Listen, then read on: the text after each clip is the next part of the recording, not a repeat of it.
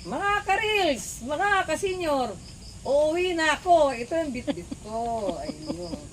Dito pa yung mga gulay ko. Ayan. May pang-ulam na kami ngayon. Mga ilang araw kaya ito mga ka-reels kung kayo ang meron nito? Siguro sa akin mga 2 araw lang, no? Masarap to lagyan ng gata. Sa totoo lang, hindi ako masyadong kumakain ng gata. Pero pag ito ang iluluto, mapapakain po ako. Kaya uuwi na po ako. Kasi tumigil na po ang ulan. Kasi nagpatila lang po kami ng ulan kanina. Kaya kwento-kwentuhan muna kami. Marites kami ng konti. Pero ngayon, wala pa namang kalahating kilometro yung papasanin ko dito sa gulay ko. Kasi pagdating ko doon, may motor naman. Kaya lang siyempre, baka higaling si Kasinyer, ano po? Kayo mga ka-reels, relate ba kayo ganito sa bukid? O, exercise naman to. Ayun, marami akong nadala. Ayan.